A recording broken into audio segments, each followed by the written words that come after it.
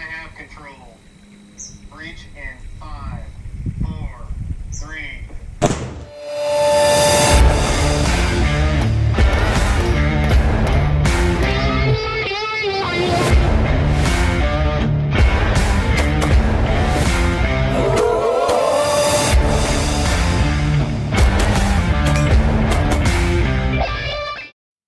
What's up, guys? I'm Uncle Freedom, coming to you on another glorious and well-deserved day off, and like much in the vein of the last couple of videos where I have talked about PMCSing our equipment to make sure that the first time we need to actually use this, Murphy doesn't show up and jack my crap up, because I was smart and I checked things out. But we're going to take a look at PMCSing all that other stuff that we typically don't think about. And for those of you that are new and you found this one first, welcome. Sorry, there's two more. I'll leave a link over here. And that will, PMCS means Preventative Maintenance Checks and Services. If you were ever in the military, you immediately had a flashback that involved some kind of a drip pan in a Humvee that leaked oil no matter what you did. It just happens, right? Or spray painting an e-tool. Done that a few times. So anyway, PMCSing your gear. We've already talked about PMCSing our rifle. We've talked about PMCSing the main blaster that we would carry for concealed carry or on-duty use. But there's a lot of other stuff that goes into stuff, especially if you're law enforcement, but not even just law enforcement, like your everyday citizen. I carry a flashlight on duty, off duty, right? All the time. This is an OKW, Mod Light 18650. This is a Streamlight HL5X. So this is a very bright light that has two 18650s in it. But before I leave the house, you know, I know my guns and stuff work because I've done my check. I'll pick up my flashlight, check it. I'm like, yeah, it works. And it's as bright as it's supposed to be. I'll make sure nothing's loose, put it in my vest, and now I'm ready to go. But there's a lot of preventative maintenance that happens at the end of the shift for me, especially with stuff like this. And this applies to you, because if you carry this when you're like in your daily life, pay attention. Almost all of my flashlights, with the exception of something like this EDCL1T, run on rechargeable 18650 batteries or 18350s. So at the end of my shift, I know I've used this because I work at night. What I will do is I will pop this off. I will take this battery out, put it on my charger, and I will take one of the batteries that I have for spares in my bag, and I will put it in here. And when I come back to work that following night, I will grab that battery off the charger, put it back into my case, drop it back into my backpack, and now I have spare batteries. Somebody's going to argue the point that that's asinine that you use it that much. I work all night, man. I use the crap out of this thing. I have been on calls and killed this battery and had to change batteries in a call. Like, it happens, man. It's just a thing. I grew up in the era of like the 6P with like a blinding 60 lumens. And if you're really cool, the 9P, but you got like 32 minutes of power out of 3 CR123s, and you were like shotgun loading them damn things out as you were clearing buildings. That's a real thing. But yeah, I always carry that. I do that even when I'm off duty. I have spare batteries for my stuff because you never know how long you're going to need it. So I'll pull this out and I will change that out. This one, kind of different. If I'm on like a big search where I'm out for hours, I'll charge these every day. But if not, I typically leave them alone because this has like 12 hours of runtime. Something else I'll do is I take my body cam off. I put my body cam on its charger. I take my radio off and I put my radio on its charger because those things need to be charged when I come back, because I don't want to figure out I forgot to charge my radio as I'm on a traffic stop and dispatch is like currently screaming at their radio trying to tell me that I need to use caution because this dude's armed. He's wanted in another state. This has happened. And they're trying to tell me that I need to be very cautious about this, but I can't hear crap because my radio. And then they're calling me on the phone like, are you near your truck? Like, it happens. Another thing I will do is I will restock my nitrile gloves in my pouch on in my pocket every day, because as a side effect to law enforcement, we touch people that we probably don't want to touch, like wet, sticky, not mine. I don't want to touch it. I don't get a say. You will not meet many career criminals with really good hygiene. Fact. That if you involve alcohol, there's all kinds of bodily stuff you didn't want anything to do with, not to mention medical calls that you have to go in. So I will go ahead and restock my gloves. I will also spray my vest down, because if I wear a vest all day during the summer wearing dark navy, I come out of that smelling like a gym sock that got left in a plastic bag and sealed in a trunk of a car, and you open the bag for the first time. It's foul, man. I promise you, if you wear armor all the time, please spray your crap down. You stink. You just can't smell it anymore. And then I will also, depending on if I've used it during my shift, my thermal that sits in the truck, or my night vision gear, if I have used it during my shift for a little bit of time, I will go ahead and swap those batteries out at the end of the shift to make sure that the next day when I start, they're fresh, because I don't want to like get in the truck and be like, I'll do it later on. And then in the like 5 minutes in, I need that crap. And then like I'm walking around and my crap's dead long before it needs to be. So then every week, right? Every week I do some different stuff. I take like my outer carrier crap, right? And I brush all the crap off of it and I wipe it down and try to get it clean, because I don't want to be running around looking like a bag of smashed assholes while trying to project an image of some kind of professionalism, right? It's a thing. Like, I don't agree with cops wearing like full tack gear and crap, like walking around all multi-cammed up. Screw that. I wear dark navy all the time. Dark navy shows everything you come in contact with, including the dog. So I clean my crap up so at least I look presentable, because that's part of it. I'll also polish my boots every single week before I go in. Yeah, I work at night. Nobody really can see them. I don't care, because it makes me feel good. And I do that because I care about how I present myself. Something else I'm going to do every week is I have 2 batteries for my radio. I will take my spare battery that I have and I will insert it into the radio. I will take the other one once it's charged and put it so that I am not constantly charging the same battery for like 12 months in a row. I will do that. And then I will also cat crap some things that I need. Maybe that's this side of my night vision, right? Like cat crap that. A really important one is if you're on the daytime, your sunglasses, or for me working at nights, like my iPro I wear at night, I will cat crap those, because if I'm in this super air conditioned truck and I jump out of the truck because this dude's running from me and I hit like 90% humidity and I'm blind. Cat crap solves that problem. It is a cheap, easy fix, man. Just trust me on that. Just do it. So I will do that. Something else I will typically do at the end of every shift is I will strop my knives. This is a Microtech MSI, or Microtech standard issue. I will hit my knives with a strop every night because I use my knives every day. And there is nothing more dangerous really than a dull knife, because you have to use more pressure, more force to do it, and you have a better chance of hurting yourself. Put your stuff on a little strop at the end of the day. You'll be fine. Then every month, I'm going to do a couple of more little things. Every month, I'm going to check my radio cables that run from my earpiece into my PTT. I'm going to look at that stuff to make sure it hasn't gotten frayed. Maybe I caught it on something and I didn't catch it. I am also going to replace my notebook. So I carry, much like every other cop in the history of cops, I carry a small top-down notebook that I write down notes and pertinent information when I'm on calls.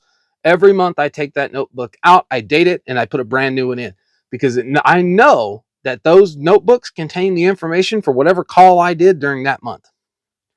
Another option for me, like a field notes, I always have these. I typically will let these run, but my pocket notebook I use specifically for work, I change it out every single month. I will also function check at this time the push-to-talk system on my call-out rig. So my plate carrier, that is in case things have gone horribly wrong and I am now called and forced to go to like a barricaded subject, hostage situation, God forbid an active shooter, I have this plate carrier that is just for that event. I will check at that point, make sure my push-to-talk is fine on there. I will also check the things that are on that carrier, like the other flashlight that's on the carrier. I will make sure that those batteries are good. And then I will also, at that point, because again, looking like a bag of smashed assholes is not your goal, I will look at my gear, my belt, my vest, and if I have loose threads and crap, because stuff frays, you wear it all the time, it's going to happen. Take a lighter to it, burn that stuff off, make yourself a little more presentable. That's just what I believe. And then at that point, usually every month, I will lube my tools. So I will go in and I will hit like the pivot on my pocket knife, make sure that that's functioning like it's supposed to. I will lube like the pivot points on like a multi-tool, or like my bolt cutters for breaching. I'll go lube those and make sure I don't have any issues with that stuff. And then every quarter, I'm going to do some more stuff. It's quarter, every 3 months, right? Every 3 months, I'm going to rotate out these batteries. I have a lot of 18650s. I have a lot of 18350s. I have a lot of rechargeable CR123s. This is not expensive. Lion Wholesale is another one. BatteryJunction.com. Like, go on there, man. You can buy Molly cells, Samsungs. These are Samsungs right here. I was getting these for $4 a piece. If you need the protected stuff, like Mod Light's protected cell, go to Lion Wholesale, Lion. Go there, because I can get the protected cell stuff from there, the same battery that Mod Light has, for like $8. So I keep a ton of batteries. I've got about 30 18650s. And what I will do is about every quarter, I will take out the batteries that I have carried in my stuff that have been getting rotated in and out of my lights. So they've been charged a lot. I will put them in a different spot in my case and I'll get new ones. That way my stuff gets charged and discharged kind of evenly. So I don't have like 3 batteries that just won't hold a charge anymore. I will also, at that point, I will swap out my radio batteries. I will also swap out my flashlight batteries that are on things that aren't my handhelds. So my IR flashlight that's on my head, my vampire head, right? I will swap that battery out because it doesn't get used a lot, but you can still suffer parasitic drain. And when you realize you have parasitic drain, it doesn't work anymore, and that's how you found out. So I just swap mine out. It's easy stuff to do. At the same time, I will then go in and I will swap out my Ear Pro batteries. So whether that is my Ear Pro that just sits standard, so stuff like this stuff is great. These are the new Liberator 2.0s. I can use a CR123 or 2 AAAs. Awesome. So I will do that with these, but then I could also do my OpsCore amps that are mounted on my helmet. Every quarter, you take those, I'll swap those batteries out, make sure they are good to go, because again, if they don't freaking work and I'm in an environment where I need them to work, I have failed. I will also, at that point, if I haven't used the stuff, I will swap around night vision and thermal batteries, because again, parasitic drain exists and you don't know you have it until it shows up. Granted, things are better. This doesn't have parasitic drain. It doesn't mean I can't drop it and develop it though. So food for thought. I will also then check all helmet hardware and accessories. So my arc rails, all the stuff that's mounted on the helmet, the shroud, the arm, everything. I will check that and make sure nothing's coming loose that I need to fix, because you're gonna look real dumb if you reach up to hit your light and like the rail just falls off and your ear pro falls. That would suck, man. So make sure to just check the tightness on your crap. I will also at that point take like my battery banks, big battery bank I keep in my bag charging phones and stuff. I will take that. I will recharge that and make sure it's good to go. And then another thing I will do that people don't really talk about, I don't use cheap big pins. I use very nice pins like this Keras Customs EDK. I will at that point, I will change out my refills in the pins because I write a lot at work. And when you realize your stuff's dead, doesn't need to be in the middle of taking a statement. So I have discovered that about every quarter, if I swap these out, I don't ever have a dead pin. So I will just, little stuff, right? Stuff you don't even think about that you do, but you need to do it. And then the other thing I'll do is I'll take all my cuffs and I will lubricate the hinge points on my cuffs. I'll make sure that they're clean. I don't have any crummies and crap, like my fried chicken crap from where I ate lunch, like down in it falling into the cuff case. Crap happens, man. It's a thing. I'm like, as a cop, I wear a bucket on the front of my chest that's got mags and stuff in it. And trust me, if it can collect in there, it collects in there. And then every year, I'm going to take my plate carrier that I use for work. I'm going to pop my plates out. I'm going to give them a torsion test, a tap test. I'm going to make sure I haven't done anything stupid that I didn't realize I did, or somebody else, more importantly, did something stupid while it was sitting on a table and then didn't tell me. True thing, happens. At that time, I am also going to check fit and function of everything. So the plate carrier for callouts, the plate carrier I use for training, the belt I may be using for training, the callout belt itself, my belt that I'm running, my outer carrier that I'm running. I am going to, at that point, make sure it all fits. Because stop lying to yourself. You didn't need that extra Twinkie, and the pounds you picked up because you had that ninth helping of turkey and dressing ain't left yet, right? You are literally squeezing yourself in, looking like a can of popped biscuit dough, because you are not willing to admit you need to adjust your belt out a little bit, okay? Just adjust our stuff, man. Like, it looks better, right?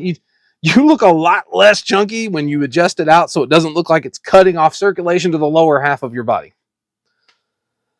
Same thing. So every year once I do that, I'm also going to replace my bootlaces, because nothing sucks more than running after somebody and your bootlaces just give up. It happens, right? We can all agree it takes place. Change bootlaces once a year. I just make it a point. I do it. Fine. No problem.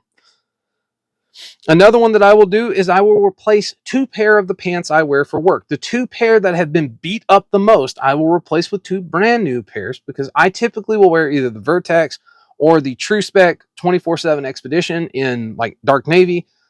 Every year, get 2 new pair of those. Take the 2 pair that are super jacked up and kind of faded and worn, because polyester does this thing when you sit in a truck and your crap rubs on you. It looks really shiny.